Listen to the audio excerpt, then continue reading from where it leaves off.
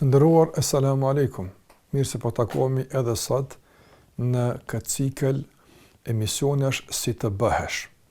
Kësaj radhe do të flasim për një temë me të vërtetë që është tetë e rëndësishme. Edhe ato të tjerat janë tetë e rëndësishme, por konsideroj se kjo që do të flasim për të sot është një përmbledhje e tërë asaj që kemi folur deri më tani, ose ta formulojmë më ndryshe. Kjo sot që do të flas për te është realisht një tregues i kuptimit të drejtë të asaj që kemi marrë deri më tani.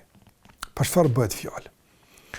Ne në jetën e kësaj bote të nderuar vëllezër dhe motra, marrim dhe japim. Nuk ka njeri që vetëm merr apo vetëm jap. Kur jemi të vegjël, marrim nga prindin tonë, madje marrim vazhdimisht prej tyre. Marrim nga mësuesi jon, marrim nga arsimtarët tonë, profesorët tonë, marrim nga njerëz të mençur, marrim nga rrethi jon. Pastaj japim. Japim kur jemi si prind, kur jemi si shok, apo në mënyra të ndryshme. Andaj njeriu merr dhe njeriu jep. Dhe njeriu në jetën e kësaj bote, do thotë është shpesh herë një lloj shembulli për dikë. Dhe dikë ka shembull në jetën e vet. Prandaj si të bëhesh shembull i mirë. Nga se çdo kush për njerëz është shembull për diçka. Dikush është shembull për të mirë, e dikush është shembull për të keq.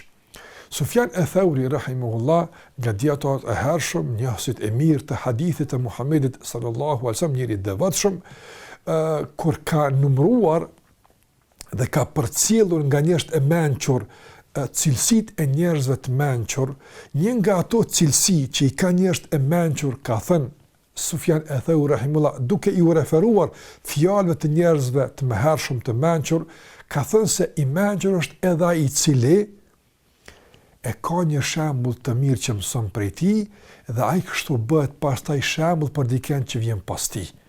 Andaj ti je një farë përquesi mes atij që ka qenë para teje dhe atij që vjen pas teje. Ti je një lloj përcjellësi. Prandaj a do të jesh përcjellës i mirë?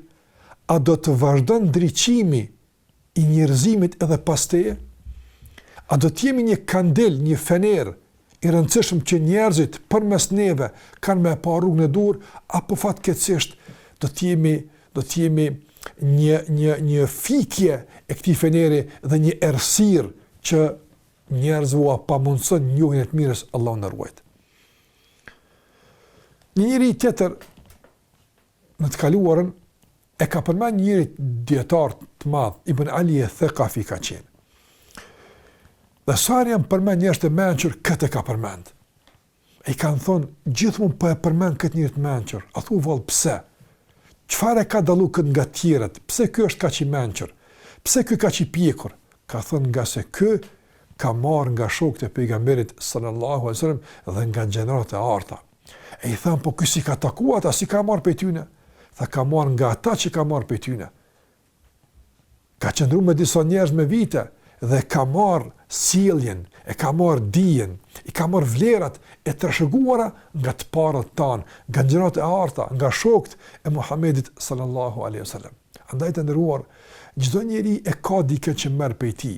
Sot fatkeqësisht ne jemi sprovuar me modele, me shembuj të shthurur, të çoroditur që na imponohen në baza ditore përmes dritarëve të ndryshme.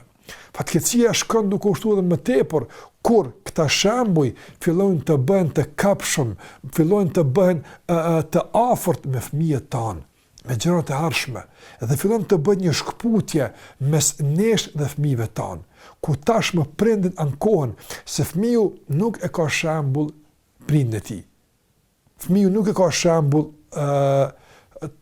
familjen e tij. Fëmiu gjen dikun tjetër frymëzimin. Fëmiu gjen dikun tjetër modelin, në kuptim negativ, në kuptim të keq, në kuptim deviant. Nga se në qoftë se fëmiu e ka shembull dikën që është më mirë se baba i tij, kjo është shumë e mirë. Por zakonisht e përmendim babën, zakonisht e përmendim nonën, e përmendim familjen, nga se familja është bartës i traditave. Aty kultivohen vlerat, aty fëmiu merr bazat e para, këmbët e ecjes në jetën e kësaj bote. Aty mëson abecedën e sjelljes dhe edukatës. e pastaj në bazë të atij alfabet të mësuar në familje, lexon pastaj në jetën e tij shembujt e duhur. Kupton se kush është shembull i mirë e kush është shembull i keq. Si mund të jesh ti shembull i mirë për fëmijën tënd? Kur ti fillimisht i ki shembujt e duhur. Do thotë kur ti i referohesh shembujt e duhur. I thuash fëmijës tënd, kështu ka thënë Muhamedi alayhi salam. Kështu ka thënë Ebu Bekri radiallahu anhu. Kështu ka thënë Omeri, Allah që fëtënaqë me te. Kështu ka thënë Imam Ebu Hanifja, Allah i mëshiroft. Kështu ka thënë Imam Shafiu, rahimullah. Ma dje dhe tek kohërat tona. Kështu ka thënë filan hoxha i vjetër. Kështu ka thënë filan imam i vjetër. Kështu ka thënë filan patrioti, filan dietari. Njerëz të mençur, njerëz të pjekur, njerëz me vlera. Dhe kur fëmiu dëgjon prej teje, do thotë, kë duhet më dëgju? Kush janë shembujt e tij, ai e merr këtë mësim prej teje. Po kur ne nuk kemi shembuj, kur nuk kemi referenca të pastërta, si me i dhënë dikujt këtë? Kjo është e para. E dyta, që atë që e themi ta zbatojmë në praktik. Të jemi më tepër shembuj praktik se sa teorik.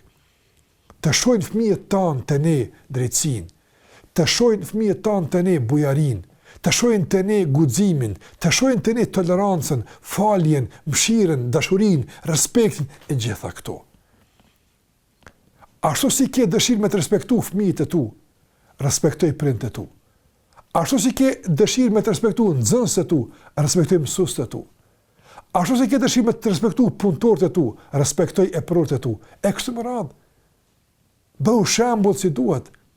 Nga se njerëz e mençur, njerëz e pjekur, i kanë shembujt e duhur, i kanë referencë e sigurta të pastërta, dhe kështu pastaj ata bëhen për të tjerët shembujt e duhur dhe shembuj të mirë, referenca të sigurta.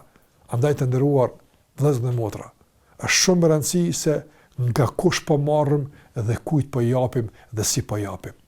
Kjo është një sfidë e rëndësishme që duhet ta tejkolim me sukses. Bëhu shembull i mirë, merr nga shembujt e mirë, përcakto modelet e duhura, ruaju nga shembujt e shthurur, ruaju nga shembujt devijant, ruaju nga shembujt ignorant, ruaju nga shembujt që nuk të orientojnë në rrugën e Zotit, por të orientojnë në rrugën e djallit. Ruaju nga këta shembuj, merr nga burimet e pastërta, pi nga uji i pastërt, ha në sofrat e shëndetshme, ndjeki njerëz e mençur dhe gjithashtu bëhu pastaj shembuj për të tjerët. Le të përçojmë vlerat, le të përçojmë dijen, le të përçojmë modelet e duhura që të vazhdon tradita e vlerave, që të vazhdon drita dhe mëtutje deri në ditën e gjykimit. Bëhu shembull i mirë.